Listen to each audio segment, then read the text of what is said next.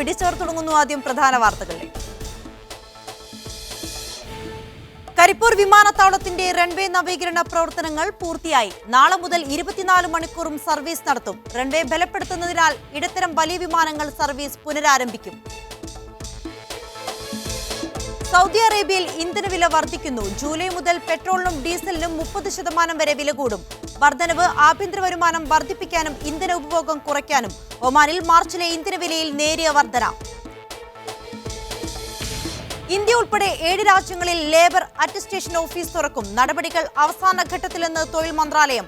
Recruitment രംഗത്തെ പ്രശ്നങ്ങൾക്ക് പരിഹാരമാകുമെന്ന് വിലയിരുത്തൽ. സൗദിയിൽ വിദേശികളുടെ വിരമിക്കൽ ആനുകൂല്യങ്ങൾ ഇരട്ടിയാക്കിയിട്ടില്ലെന്ന് തൊഴിൽ മന്ത്രാലയം. കൊള്ളപ്പലിശയും അനധികൃത പണമിടപാടുകളും തടയാൻ ഒമാൻ സെൻട്രൽ ബാങ്ക്. ബാങ്കിന്റെ അനുമതിയില്ലാതെ ദേശീയ കറൻസിയിൽ ഇടപാടുകൾ നടത്തരുത്. പലിശയ്ക്ക് പണം നൽകുന്നതും വാങ്ങുന്നതും കുറ്റകൃത്യമെന്നും മുന്നറിയിപ്പ്. ദുബായിൽ റെന്റ് കാർ കമ്പനികൾക്ക് പുതിയ നിയന്ത്രണങ്ങൾ. ഉപഭോക്താക്കളുടെ പാസ്പോർട്ടും തിരിച്ചറിയൽ രേഖകളും ഈടായി വാങ്ങുന്നത് വിലക്കി. നടപടി ബിസിനസ് മേഖലയിലെ നിയമവിരുദ്ധ പ്രവർത്തനങ്ങൾ തടയാനെന്ന് റോഡ് ട്രാൻസ്പോർട്ട് അതോറിറ്റി. വിശദമായ വാർത്തകളിലേക്ക്. കരിപ്പൂർ വിമാനത്താവളത്തിന്റെ റൺവേ നവീകരണ പ്രവർത്തനങ്ങൾ പൂർത്തിയായി. നാളെ മുതൽ 24 മണിക്കൂറും കരിപ്പൂർ വിമാനത്താവളത്തിൽ നിന്നും സർവീസ് ഉണ്ടാകും.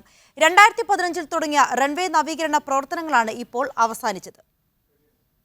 കരിപ്പൂർ വിമാനത്താവളം കഴിഞ്ഞ 18 മാസമായി 16 മണിക്കൂർ മാത്രമായിരുന്നു തുറന്നിരുന്നത്. ഉച്ചയ്ക്ക് 12 മണി മുതൽ രാത്രി 8 മണി വരെ വിമാനത്താവളം അടച്ചിട്ടത് മലബാറിലെ യാത്രക്കാർക്ക് വലിയ പ്രശ്നങ്ങൾ സൃഷ്ടിച്ചിരുന്നു. നിർമ്മാണ പ്രവർത്തനങ്ങൾ പൂർത്തീകരിച്ചതോടെ 24 മണിക്കൂറും വിമാനങ്ങൾ സർവീസ് നടത്തും.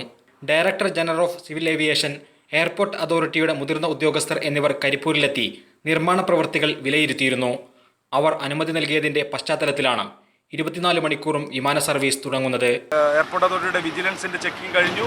മറ്റെല്ലാ ചെക്കിങ്ങുകളും നടന്നു. എല്ലാം അവർ കുറ്റമറ്റ രീതിയിലാണെന്ന് അവർ സംതൃപ്തി അറിയിച്ചു. കൂടാതെ റൺവേ കാലിബ്രേഷൻ തീർത്തു. അവരും വളരെ നല്ലൊരു സർട്ടിഫിക്കറ്റാണ് തന്നിരിക്കുന്നത്. റൺവേ നവീകരണ കാലയളവിൽ ചെറിയ വിമാനങ്ങൾ മാത്രമേ കരിപ്പൂരിൽ നിന്ന് സർവീസ് നടത്തിയിരുന്നുള്ളൂ. റൺവേ ബലപ്പെടുത്തിയതിനാൽ വരും ദിവസങ്ങളിൽ ഇടത്തരം വിമാനങ്ങളും വലിയ വിമാനങ്ങളും കരിപ്പൂരിൽ നിന്ന് സർവീസ് പുനരാരംഭിച്ചേക്കും. Media 1 Malappuram. Air India Sharjah Thiruvananthapuram, Sharjah Kozhikode, Dubai Bengaluru, Dubai Chennai റൂട്ടുകളിൽ പ്രത്യേക ടിക്കറ്റ് നിരക്കുകൾ പ്രഖ്യാപിച്ചു. തിരുവനന്തപുരം, കോഴിക്കോട് എന്നിവിടങ്ങളിലേക്ക് 650 ദിർഹമാണ് ഇരുഭാഗങ്ങളിലേക്കുമുള്ള യാത്രാ നിരക്ക്. ചെന്നൈയിലേക്ക് 750 ദിർഹവും ബംഗളൂരുവിലേക്ക് 900 ദിർഹവുമാണ് നിരക്ക്. മാർച്ച് 9 വരെ ബുക്ക് ചെയ്യുന്നവർക്കാണ് ഈ നിരക്കിൽ ടിക്കറ്റ് ലഭിക്കുക. മാർച്ച് 31 മുൻപ് യാത്ര ചെയ്തിരിക്കണം. മടക്കയാത്രയ്ക്ക് 2 മാസത്തെ സമയമുണ്ട്. ബംഗളൂരു ഒഴികെ മറ്റിടങ്ങളിലേക്ക് 40 കിലോ സൗജന്യ ബാഗേജും അനുവദിച്ചിട്ടുണ്ട്. സൗദി അറേബ്യയിൽ ജൂലൈ മുതൽ പെട്രോൾ, ഡീസൽ എന്നിവയുടെ വില 30% വർദ്ധിപ്പിച്ചേക്കും. ഒക്ടീൻ 91, ഒക്ടീൻ 95 പെട്രോളുകൾക്കും ഡീസലിനും വർധനവ് നടപ്പാക്കും. ഏറ്റവും വലിയ എണ്ണ കയറ്റുമതി രാജ്യമായ സൗദിയുടെ ആഭ്യന്തര വരുമാനം വർദ്ധിപ്പിക്കാനും ഇന്ധന ഉപഭോഗം കുറയ്ക്കാനുമാണ് വില വർധനവ് നടപ്പാക്കുന്നത്. അന്താരാഷ്ട്ര വിപണിക്കനുസരിച്ച് ആഭ്യന്തര വില നിശ്ചയിക്കുമെന്ന് ഈ വർഷത്തെ ബജറ്റ് അവതരണത്തിൽ പ്രഖ്യാപനമുണ്ടായിരുന്നു.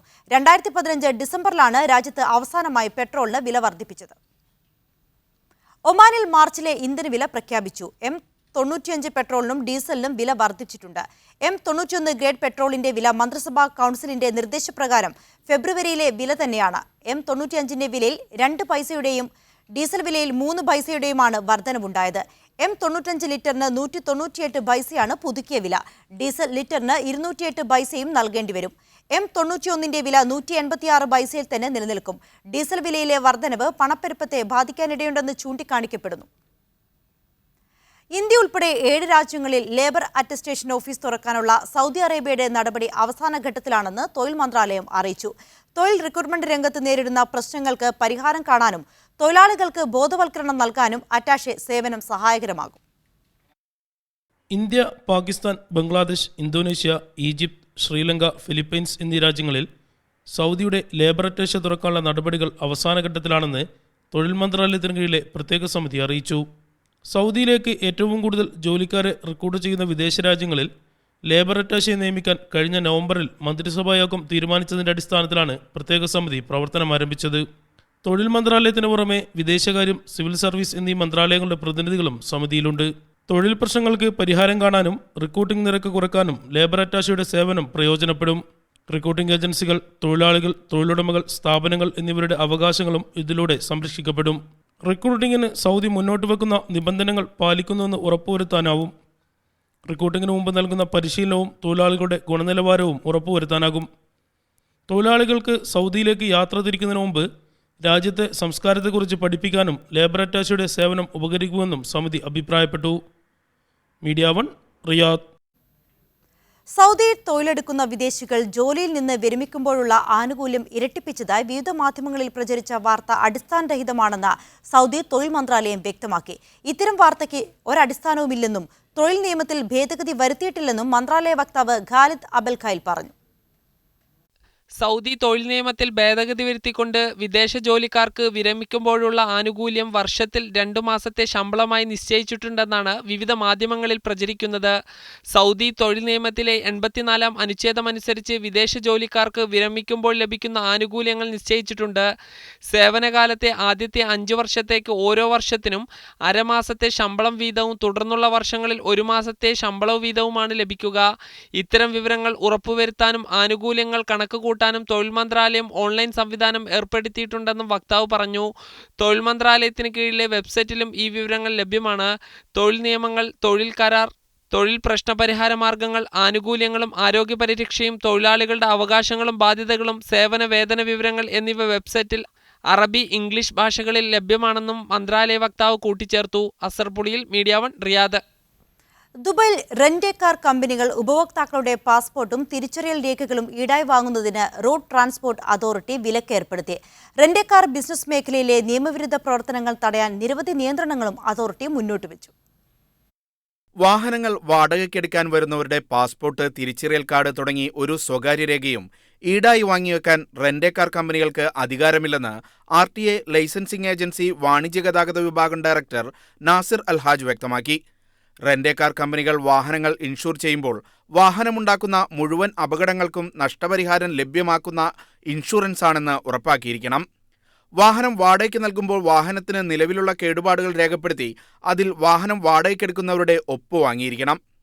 വാഹനത്തിന് സെക്യൂരിറ്റിയായി ഈടാക്കുന്ന തുക വാഹനം തിരിച്ചു നൽകി 30 ദിവസത്തിനകം ഉപഭോക്താവിന് തിരിച്ചു നൽകിയിരിക്കണം. പഴക്കം ചെന്ന വാഹനങ്ങൾ അതോറിറ്റിയുടെ നിർദ്ദേശമനുസരിച്ച് ഒഴിവാക്കിയിരിക്കണം. ഒഴിവാക്കുന്ന വാഹനങ്ങളുടെ എണ്ണവും ലൈസൻസ് വിശദാംശങ്ങളും അധികൃതരെ അറിയിച്ചിരിക്കണം. സാമ്പത്തിക വികസന വകുപ്പിന്റെ അനുമതിയോടുകൂടിയായിരിക്കണം റെന്റ് കാർ കമ്പനികൾ പ്രവർത്തിക്കേണ്ടത്. കമ്പനികളുടെ ആസ്ഥാനത്ത് തുടക്കത്തിൽ ചുരുങ്ങിയത് 10 വാഹനങ്ങളും ശാഖയിൽ 3 വാഹനങ്ങളും വാടകയ്ക്ക് നൽകാനുണ്ടായിരിക്കണം. 6 ലക്ഷം ദിർഹമിന് മുകളിൽ വിലയുള്ള കാറുകളാണ് വാടകയ്ക്ക് നൽകുന്നതെങ്കിൽ അത്തരം 5 കാറുകളെങ്കിലും കമ്പനി ആസ്ഥാനത്തുണ്ടാകണമെന്നും നിർദ്ദേശത്തിൽ പറയുന്നു. Media 1, Dubai. വഴിവാണിഭക്കാർക്കെതിരെ കർശന നടപടികളുമായി കുവൈത്ത് മുനിസിപ്പാലിറ്റി. അനുമതിയില്ലാതെ വഴിയോരങ്ങളിൽ ഭക്ഷ്യസാധനങ്ങളും മറ്റും വിൽപ്പന നടത്തുന്നവർക്ക് ഏറ്റവും കുറഞ്ഞ പിഴ 50 ദിനാറാക്കി വർദ്ധിപ്പിക്കും. നിയമലംഘനത്തിന്റെ തോതനുസരിച്ച് വഴിവാണിഭക്കാരായ വിദേശികളെ നാടുകടത്തുമെന്നും മുന്നറിയിപ്പ്. പള്ളി പരിസരങ്ങളിലും നിരത്തുവക്കുകളിലും അനുമതിയില്ലാതെ പഴവർഗ്ഗങ്ങളും പച്ചക്കറികളും വിൽക്കുന്ന പ്രവണത വർദ്ധിച്ച സാഹചര്യത്തിലാണ് വഴിവാണിഭക്കാർക്കെതിരെ നടപടി കടുപ്പിക്കാൻ നഗരസഭ ഒരുങ്ങുന്നത്. കാലഹരണപ്പെട്ട ഭക്ഷ്യവസ്തുക്കൾ വിറ്റഴിക്കുന്ന വേദികളായി പള്ളിമുറ്റങ്ങളും റോഡുകളും മാറിയിട്ടുണ്ടെന്നാണ് അധികൃതരുടെ കണ്ടെത്തൽ. തുടർച്ചയായ പരിശോധന നടത്തിയിട്ടും നിയമലംഘകരുടെ എണ്ണം കൂടുന്നത് ശിക്ഷ ലളിതമായതുകൊണ്ടാണെന്ന് വിലയിരുത്തിയാണ് പിഴ വർദ്ധിപ്പിക്കുന്നതുൾപ്പെടെയുള്ള നടപടികളിലേക്ക് മുനിസിപ്പാലിറ്റി നീങ്ങുന്നത്. വഴിവാണിഭക്കാരെ പിടികൂടിയാൽ കുറഞ്ഞത് 50 ദിനാർ പിഴ ഈടാക്കുമെന്നും കടുത്ത നിയമലംഘനങ്ങൾ കണ്ടെത്തിയാൽ കുറ്റക്കാരെ മാൻപവർ അതോറിറ്റിയുടെ സഹകരണത്തോടെ നാടുകടത്തുമെന്നും മുനിസിപ്പാലിറ്റി വൃത്തങ്ങൾ അറിയിച്ചു. സ്വകാര്യ ക്ലീനിംഗ് കമ്പനികളിലെ തൊഴിലാളികളാണ് വഴിവാണിഭം നടത്തുന്നവരിൽ കൂടുതലെന്നും അതിനാൽ ഇത്തരം കമ്പനികൾക്കെതിരെ നടപടികൾ കൈക്കൊള്ളണമെന്നും മുനിസിപ്പൽ കൗൺസിലറായ എഞ്ചിനീയർ അലി അൽ മൂസ കഴിഞ്ഞ ദിവസം അഭിപ്രായപ്പെട്ടിരുന്നു.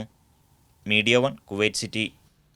അനധികൃത പണമിടപാടുകാർക്കും കൊള്ളപ്പലിശയ്ക്ക് പണം കടം നൽകുന്നവർക്കുമെതിരെ മുന്നറിയിപ്പുമായി ഒമാൻ സെൻട്രൽ ബാങ്ക്. ബാങ്കിന്റെ അനുമതിയില്ലാതെ ദേശീയ കറൻസിയിൽ ഇടപാടുകൾ നടത്തുന്നത് നിയമവിരുദ്ധമാണെന്ന് സെൻട്രൽ ബാങ്കുമായി ബന്ധപ്പെട്ടവർ അറിയിച്ചു. പലിശയ്ക്ക് പണം നൽകുന്നതിനൊപ്പം വാങ്ങുന്നതും ധനകാര്യ കുറ്റകൃത്യങ്ങളിൽപ്പെട്ടതാണ്. പിടിക്കപ്പെടുന്ന പക്ഷം ഇത്തരക്കാർക്ക് കടുത്ത ശിക്ഷ തന്നെ കോടതിയിൽ നിന്ന് ലഭിക്കുമെന്ന് സെൻട്രൽ ബാങ്ക് അധികൃതരെ ഉദ്ധരിച്ച് ഒമാൻ ഒബ്സർവർ റിപ്പോർട്ട് ചെയ്തു. ഒമാനി റിയാൽ മറ്റ് കറൻസികളുമായി അനധികൃതമായി മാറ്റി നൽകുന്നത് ശ്രദ്ധയിൽപ്പെട്ട സാഹചര്യത്തിൽ ഇത്തരക്കാരിൽ നിന്ന് പണം മാറ്റിവാങ്ങുന്നതിൽ നിന്ന് ജനങ്ങൾ മാറി നിൽക്കണം. കുറ്റകൃത്യങ്ങൾക്ക് പിടിക്കപ്പെടുന്നവർക്ക് നിയമലംഘനത്തിന്റെ തോതനുസരിച്ച് ജയിൽ ശിക്ഷയും നാടുകടത്തലും വരെ ലഭിക്കാൻ സാധ്യതയുണ്ടെന്നും റിപ്പോർട്ടിൽ പറയുന്നു. കൊള്ളപ്പലിശ ഇടപാടുകൾക്ക് നിരവധി പേർ ഇരകളാകുന്നത് ശ്രദ്ധയിൽപ്പെട്ടതിന്റെ അടിസ്ഥാനത്തിലാണ് സെൻട്രൽ ബാങ്കിന്റെ പ്രതികരണം. ഉയർന്ന പലിശ നിരക്കിൽ പണം കടം നൽകുന്നവർക്ക് കുറഞ്ഞത് 3 മാസം തടവും 200 റിയാൽ പിഴയുമാണ് ഒമാനി ശിക്ഷാ നിയമം വ്യവസ്ഥ ചെയ്യുന്നതെന്ന് ROP അധികൃതരെ ഉദ്ധരിച്ച് റിപ്പോർട്ടിൽ ചൂണ്ടിക്കാണിക്കുന്നു.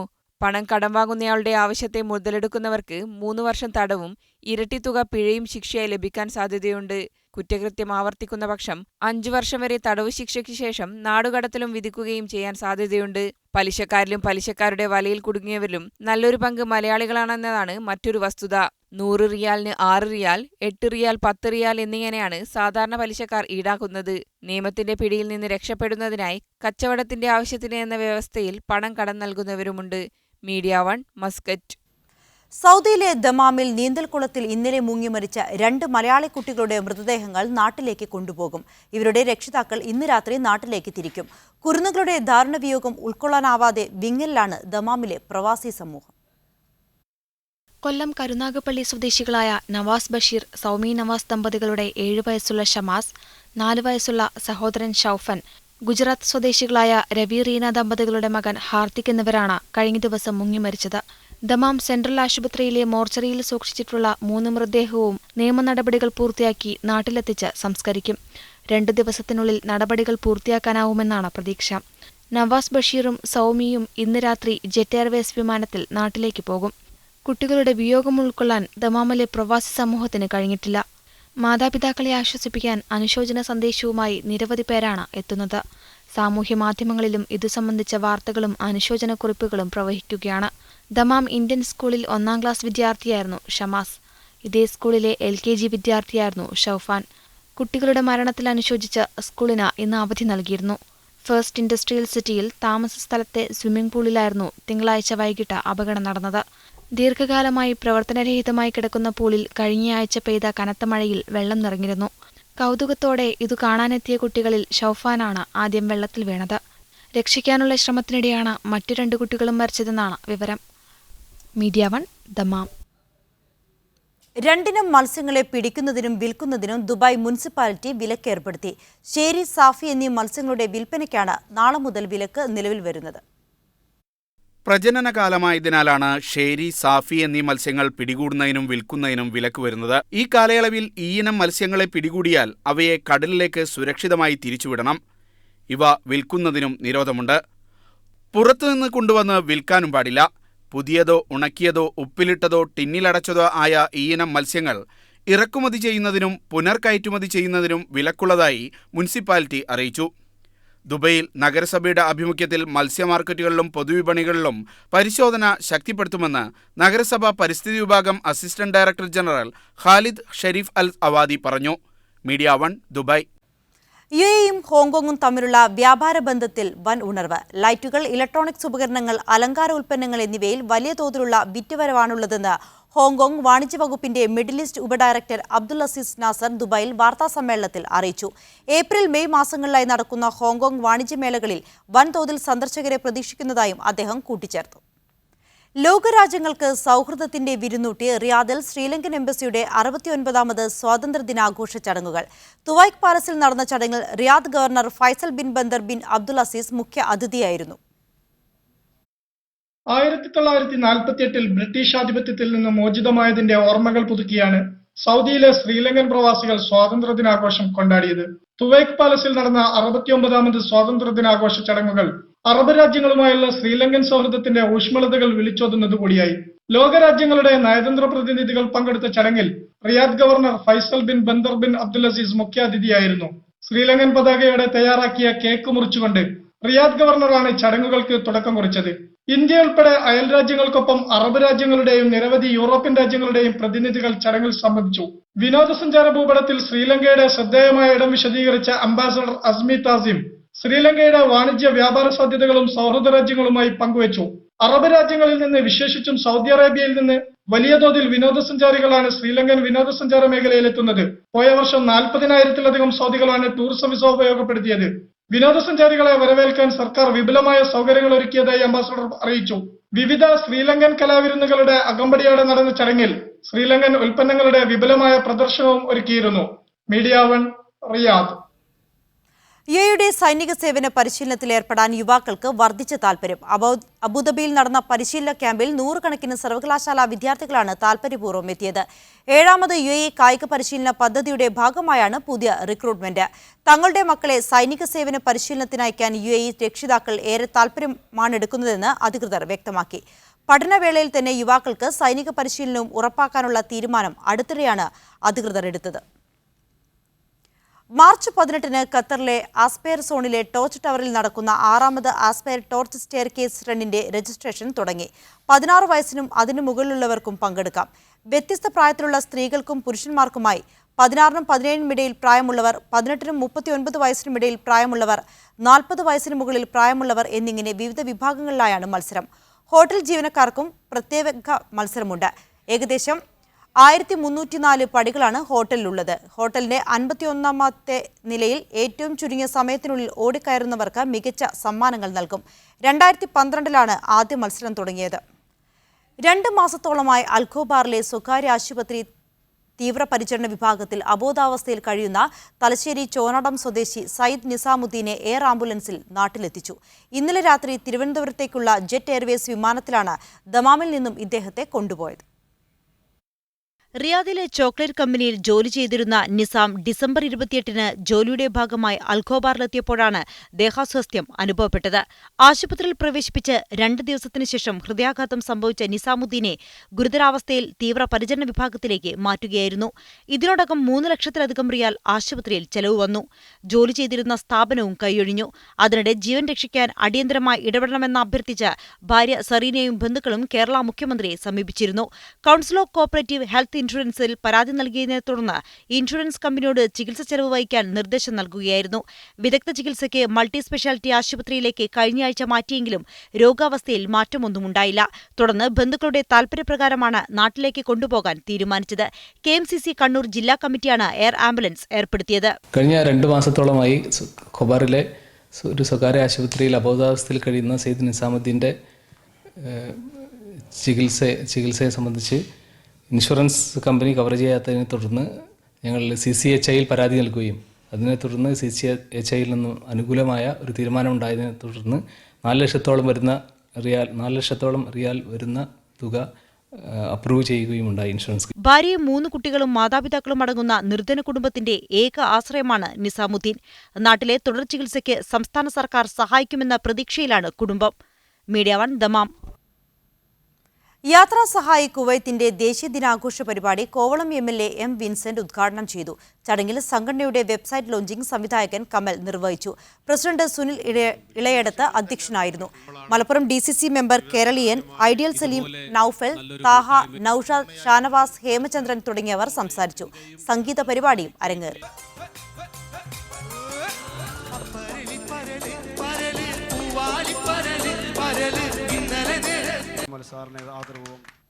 ഗൾഫ് മേഖലയിലെ പ്രമുഖ ആതുരാലയമായ ബദർ അൽസമ ഗ്രൂപ്പ് കുവൈത്തിലേക്ക് പ്രവർത്തനം വ്യാപിപ്പിക്കുന്നു.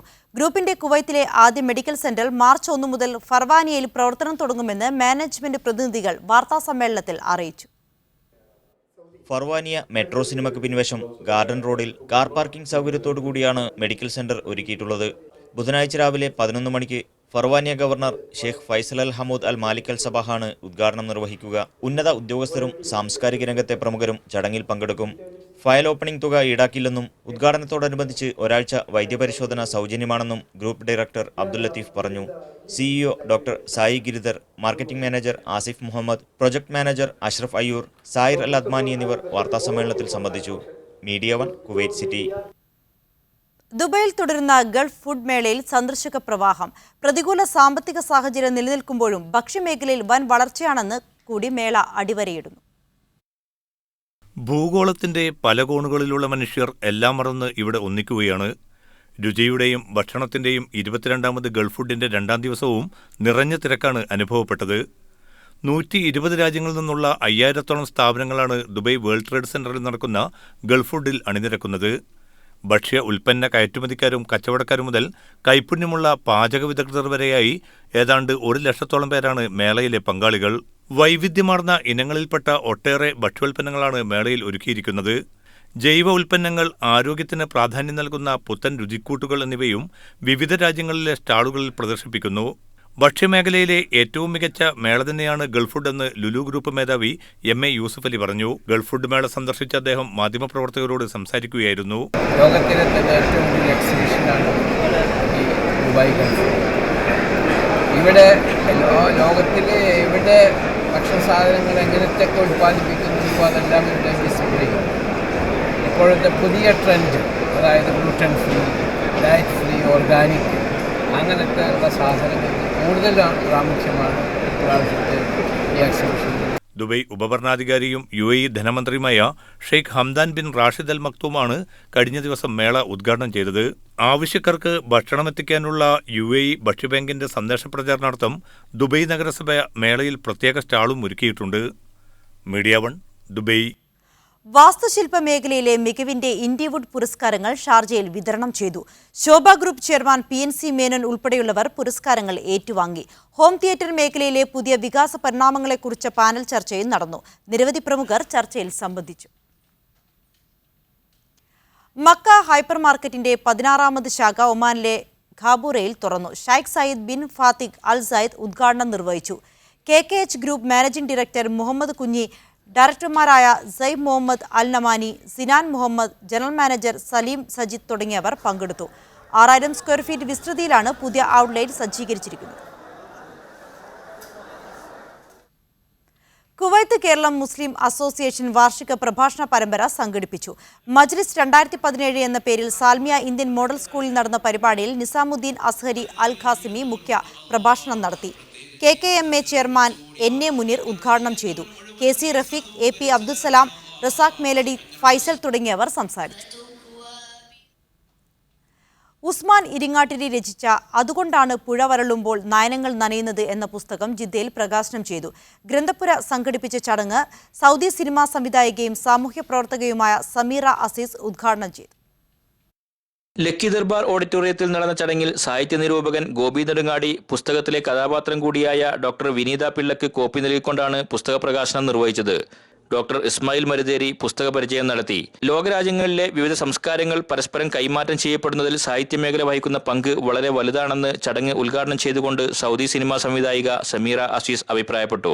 വിവിധ രാജ്യങ്ങളിൽ നിന്നുള്ള സാഹിത്യകൃതികൾ, സിനിമ എന്നിവയുടെ വിവർത്തനത്തിലൂടെയും മൊഴിമാറ്റത്തിലൂടെയും സംയുക്ത സംരംഭങ്ങളിലൂടെയും ഇത് സാധ്യമാക്കുന്നുണ്ടെന്നും അവർ പറഞ്ഞു. കുട്ടിക്കാലം മുതലെയുള്ള കൊച്ചു കൊച്ചു കാഴ്ചകളിൽ പോലും നന്മയുടെ പ്രകാശങ്ങൾ കണ്ടെത്തി തന്റെ സ്വതസിദ്ധമായ ഭാഷയിലും ശൈലിയിലും വർണ്ണമനോഹരമായി വിവരിച്ച 35 അനുഭവ കഥകളാണ് ഉസ്മാൻ ഇരിങ്ങാട്ടിരി അതുകൊണ്ടാണ് പുഴ വരളുമ്പോൾ നയനങ്ങൾ നനയുന്നത് എന്ന പുസ്തകം. ഈ പുസ്തകത്തിനെ കുറിച്ചുള്ള എൻ്റെ ഉദ്ദേശം നന്മ പ്രസരിപ്പിക്കുക.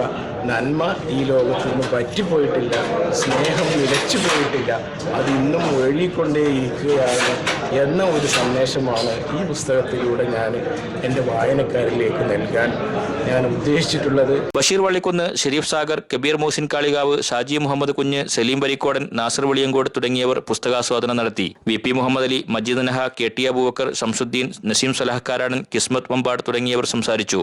ഷാജു അത്താണിക്കൽ ഗ്രന്ഥകാരനെ പരിചയപ്പെടുത്തി. ബഷീർ തൊട്ടിയൻ അധ്യക്ഷനായിരുന്നു. കൊമ്പൻ മൂസ സ്വാഗതവും ഷെരീഫ് കാവുങ്ങൽ നന്ദിയും പറഞ്ഞു. Sadiq Ali Thuvur, media 1 Jeddah. വടക്കൻ സൗദി അറേബ്യയിലെ അറാറിനടുത്ത് റഫ്കയിലുണ്ടായ വാഹനാപകടത്തിൽ 2 മലയാളി യുവാക്കൾ മരിച്ചു. പാലക്കാട് ഒലവക്കോട് സ്വദേശി തെക്കേപ്പറമ്പിൽ ശിഹാബുദ്ദീൻ, കൊല്ലം ചടയമംഗലം കലയം സ്വദേശി മഹേഷ് കുമാർ എന്നിവരാണ് മരിച്ചത്. ഒപ്പം യാത്ര ചെയ്തിരുന്ന ആസിഫ് നിസാര പരിക്കുകളോടെ രക്ഷപ്പെട്ടു. ഇവർ സഞ്ചരിച്ച പിക്കപ്പ് വാനിന്റെ ടയർ പൊട്ടിത്തെറിച്ച് നിയന്ത്രണം വിടുകയായിരുന്നു. മൂവരും 1.5 വർഷമായി സൗദിയിൽ പ്രവാസികളാണ്. ഇതോടെ മീഡിയ ചവറിയുടെ പൂർണ്ണമാകുന്നു. ഇനി സ്പെഷ്യൽ എഡിഷൻ പുനഃസംപ്രേഷണം കാണാം. Good night.